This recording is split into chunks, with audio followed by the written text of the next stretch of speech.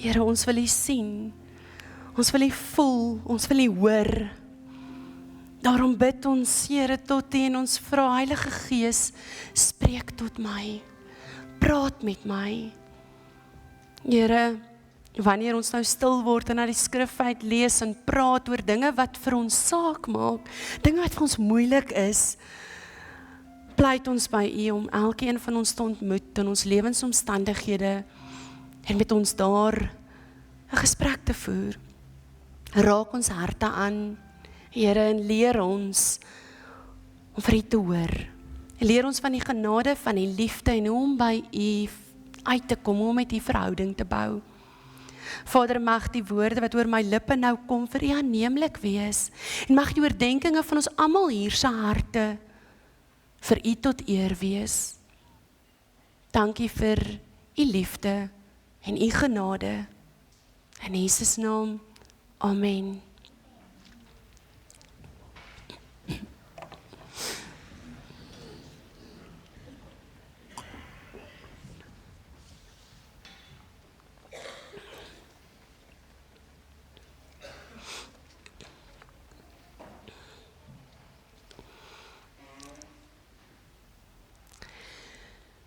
So ons sê so gedurig vir mekaar dat in die antieke wêreld was kerkwese oomblikke wat hulle in 'n bovertrek aan die bokant van 'n huis saamgesit en kuier het.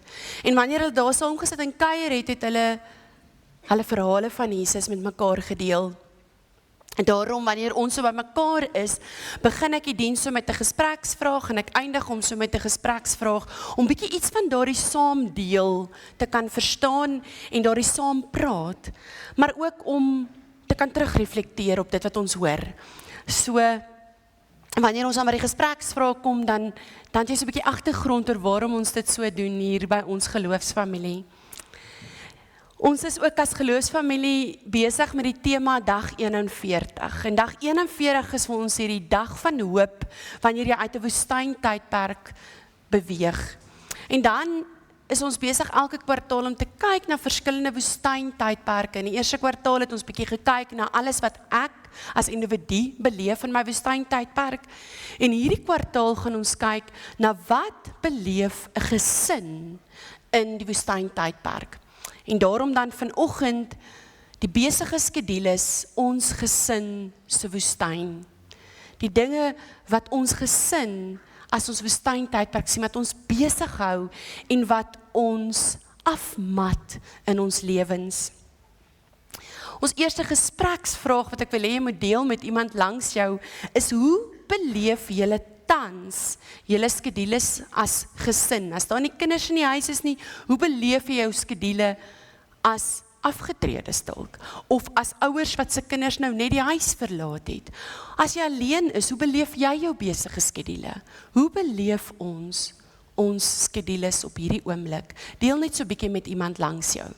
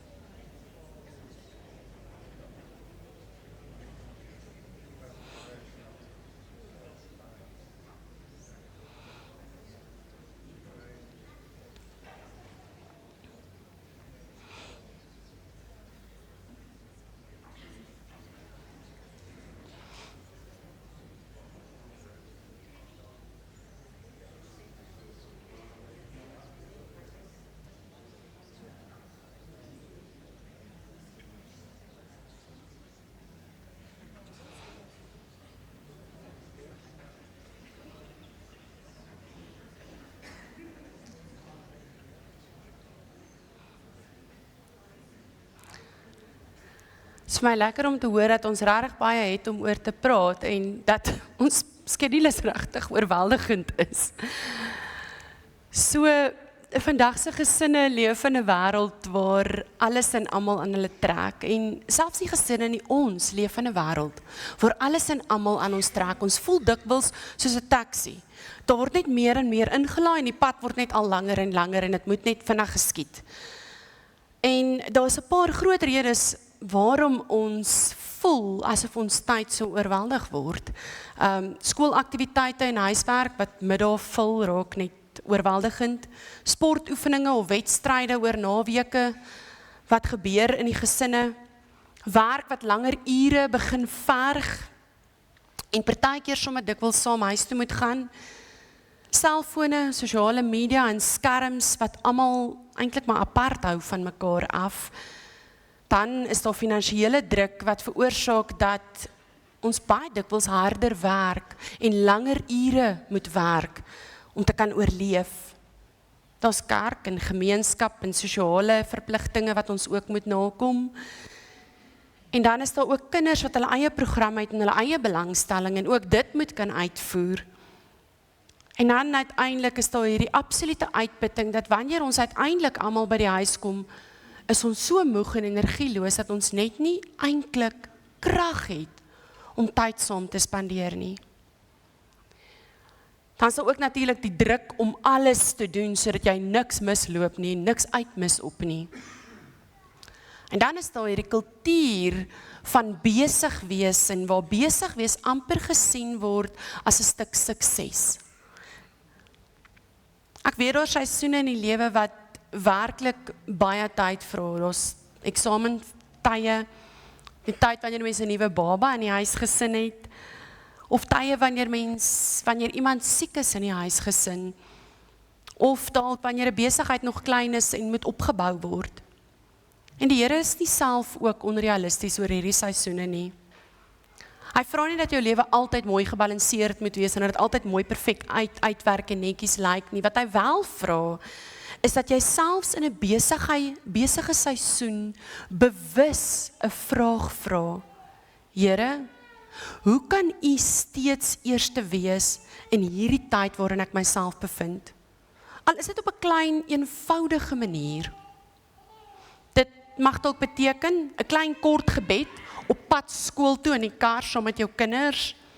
Dis dalk ete op Sondagmiddag saam aan tafel, want dis die enigste dag wat ons by mekaar kan kom.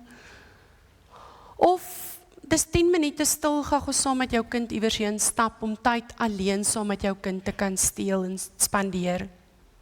Dis nie groot gebare nie. Dis klein getrouheid. En dis God wat daardie klein ritmes wat ons wel inwerk, gaan eer.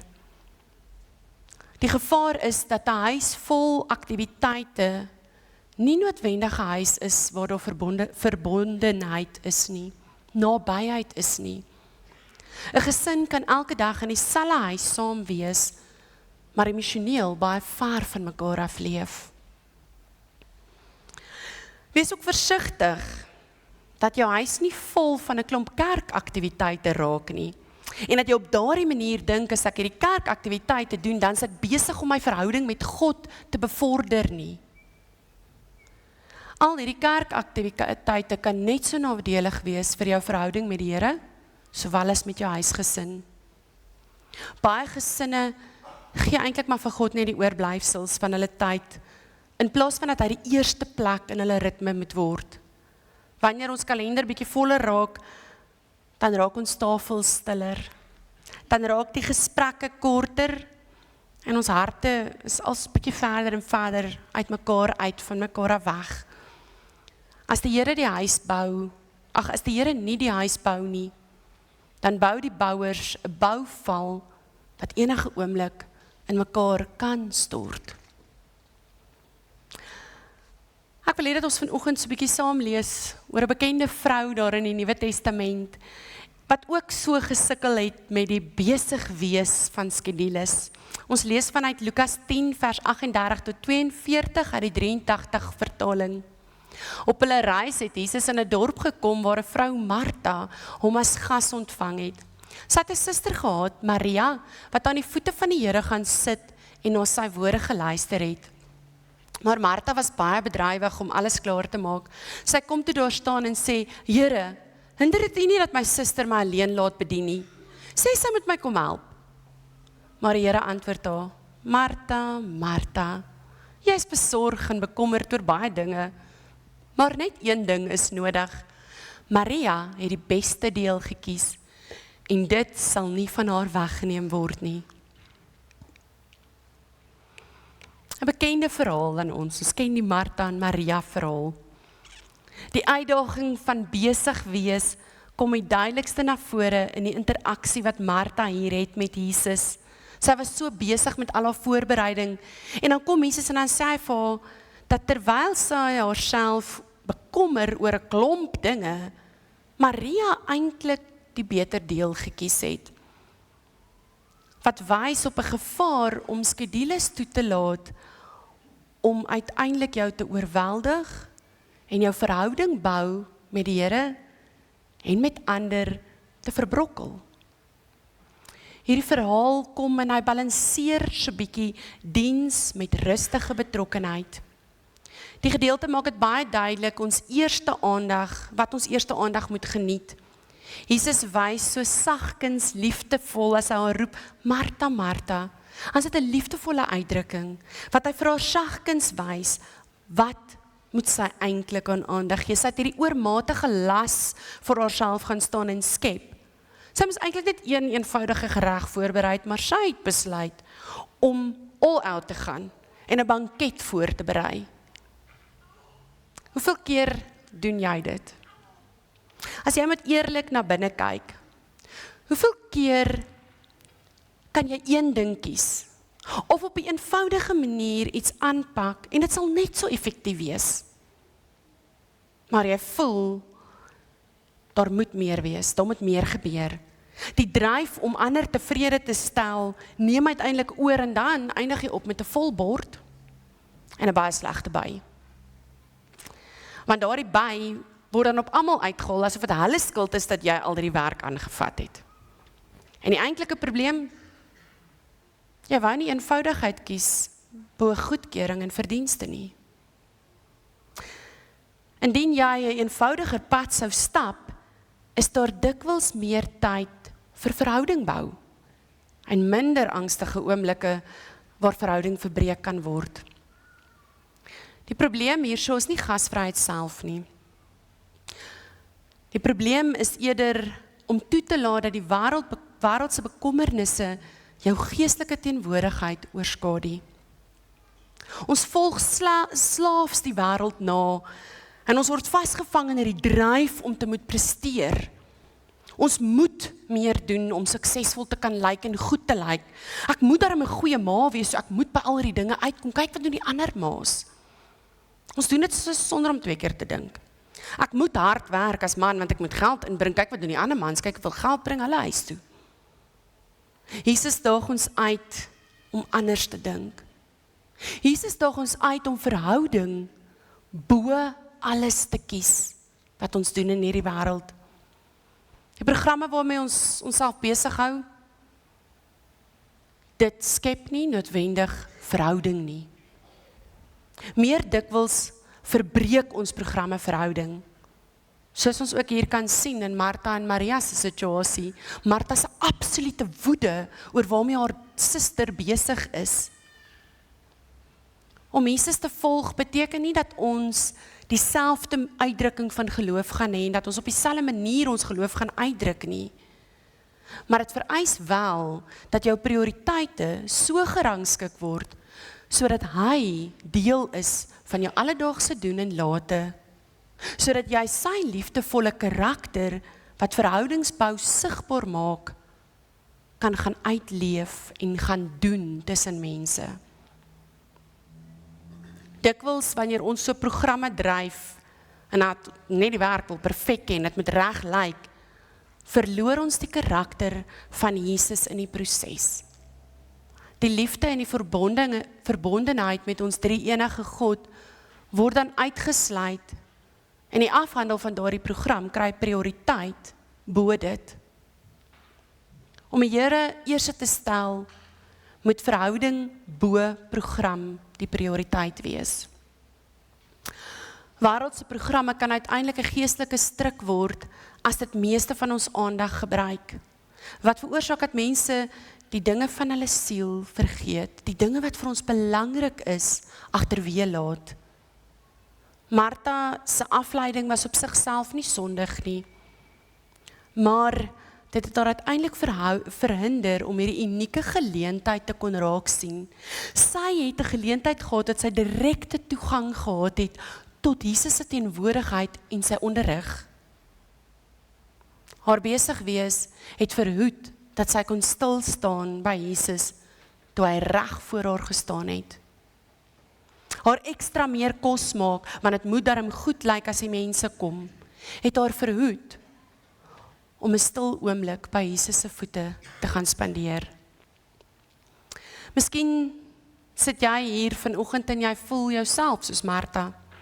Jy hoor al hierdie dinge oor besig wees en jy dink, ek is skuldig. Ek jaag te veel. Ek is nie genoeg by my kinders nie, of ek is nie genoeg by my eggenoot nie. Jesus, ek is nie eers genoeg by die Here nie. Ek wil hê jy moet mooi hoor. Jesus roep Martha nie omdat sy 'n slegte mens is nie. Hy roep haar omdat sy vir hom belangrik is. Hy wil nie hê sy met haarself so oorlaai dat sy hom uiteindelik mis nie.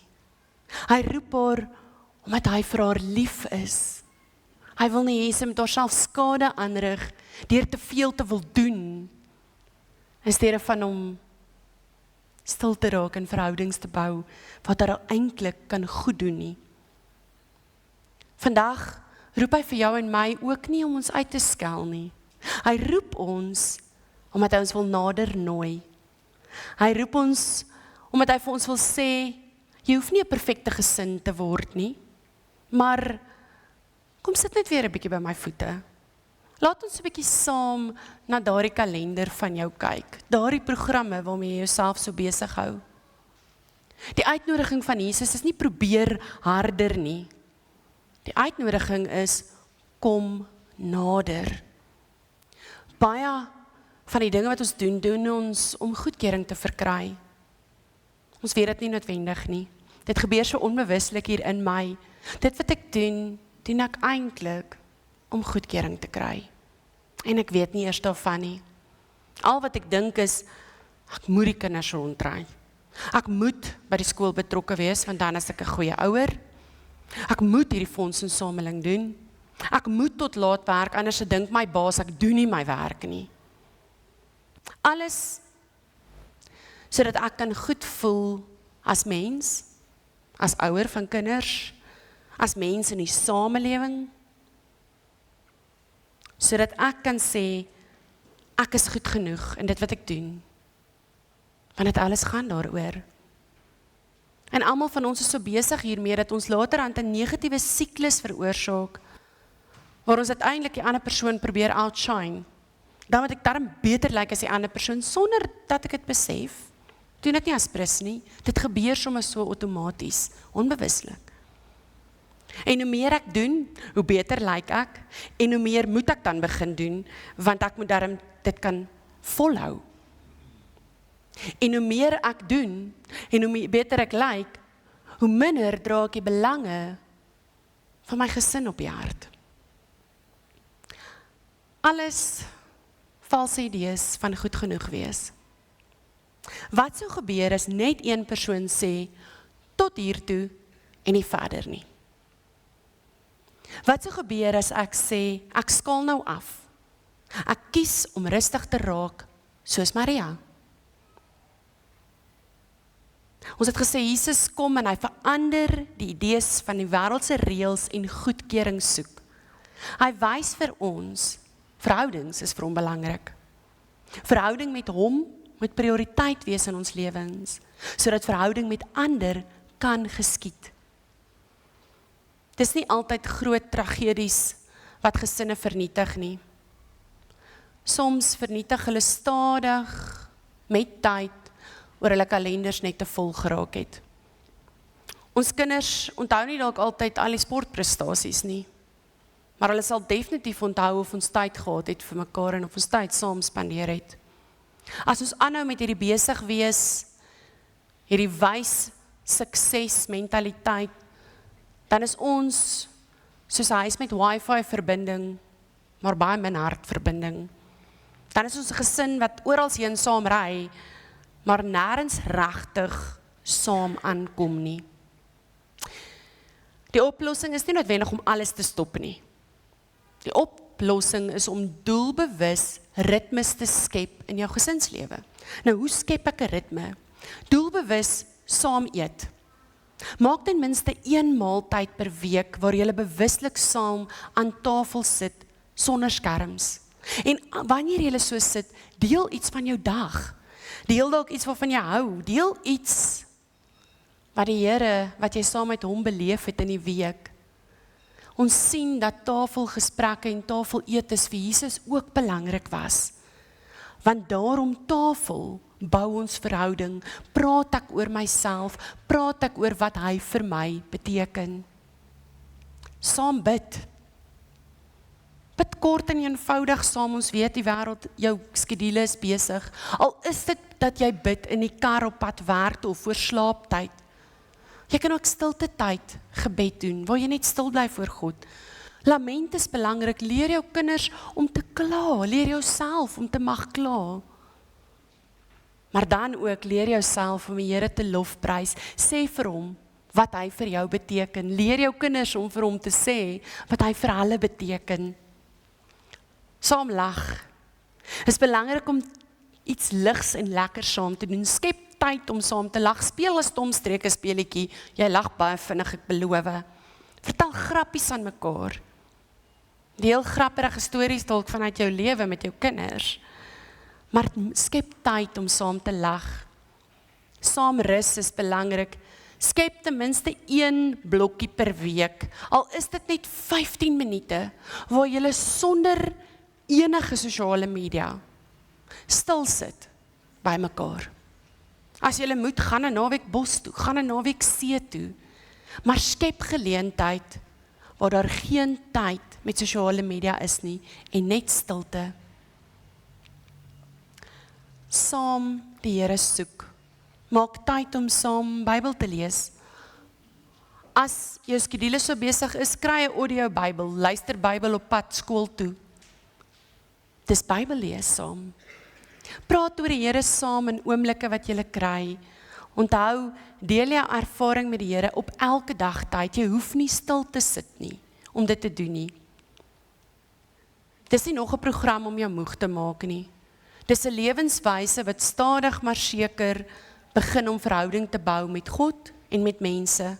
Dis 'n lewe wat moet vloei uit die kruis. Geloof in die regte lewe is die gevolg van Christus wat in jou lewe ingegryp het.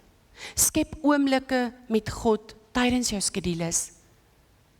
Die oplossing is nie net om te begin minder doen nie. Dis eerder om Jesus in te nooi in alles wat jy wel besig is om te doen. As jy jou kind skool toe ry, maak dit 'n heilige oomblik. Vra oor die Bybelstorie. Doen 'n kort gebed. As jy langs die sportveld sit, dan kan jy vir die Here bid en met hom jou hart deel en vir hom vra om jou kind te help met die vrese of vreugdes wat in daardie oomblik gebeur. As jy in 'n winkel stap, wys vir jou kind iets van die Here se goedheid. Wys vir jou eggenoot iets van die Here se goedheid in jou lewe. Deuteronomium 6 sê vir ons, sê dat ons moet van die Here praat as ons loop, as ons lê en as ons opstaan. Dis God wat kom en vir ons sê, ek wil in jou skedule inloop. Ek wil nie net bo oor dit staan nie, ek wil deel wees van jou lewe. Ons moet vir mekaar erken, die Here is nie net teenwoordig as die Bybel oop is nie. Hy is nie net teenwoordig as jy vir die dominee kom luister op 'n Sondag hier nie. Of as jy net doodstil sit nie. God is alomteenwoordig, oral in die natuur, in die skepping, in die mense om jou. Hy's 24 uur deel van jou lewe. Die besef dat hy oral is en dat hy deel maak van jou alledaagse skedules, Dis die verskil tussen 'n lewende verhouding met God en 'n geloofsritueel verhouding met God. Ek wil jou vandag uitnooi om net een besluit te neem. Net een. Miskien is dit een ding wat jy gaan afskaal of los. Of miskien is dit 'n eenvoudige ritme wat jy gaan begin.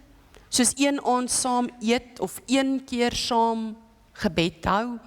Of een keer saam geen skermtyd hê nie, skermvrye tyd. Ek wil hê jy moet vir 'n oomblik dink saam met die Here. En ek gaan dit 'n stil oomblik maak. Jy moet dink, wat is my een stap na die beter deel toe? Wat is jou een stap na die innooi van Jesus in jou besige skedule? Gaan net 'n oomblik gee dat jy daaraan kan dink.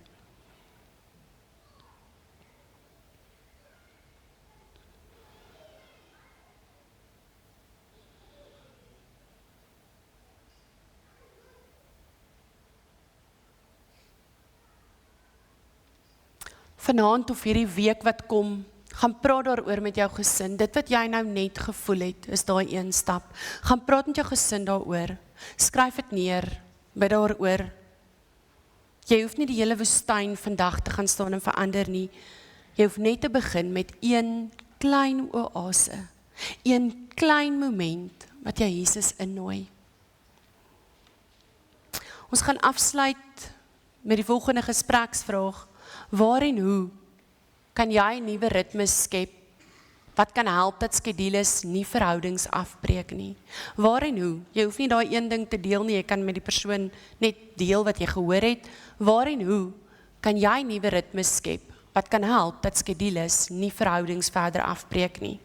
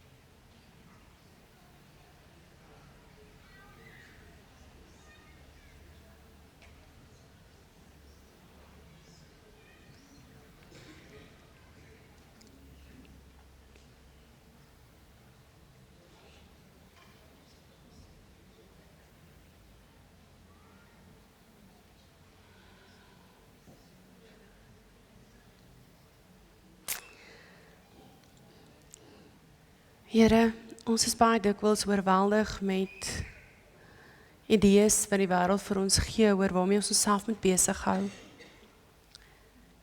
En ons lewe in 'n wêreld met hoë druk. Maar Vader, al wat ons kan vra is dat U Jesus ons harte kom verander en ons help om anders te kyk. Help ons om een ritme te verander vir die week wat kom, vir die maand wat kom. En mag daar een ritme die begin wees van 'n totale verandering.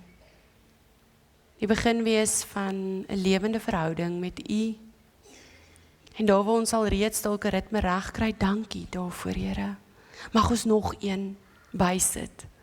Dankie vir die klein oorwinning. Mag ons kyk na die klein oorwinning en vir onsself ook genade hê in die oorweldigende programme. Dankie vir u genade en u liefde. En dankie dat u sagkens ons roep soos Martha, soos wat u haar geroep het. En ons net weer terugbring en vir ons sê, ek wil deel wees. En mag ons tyd skep om u deel te maak. In Jesus naam, amen.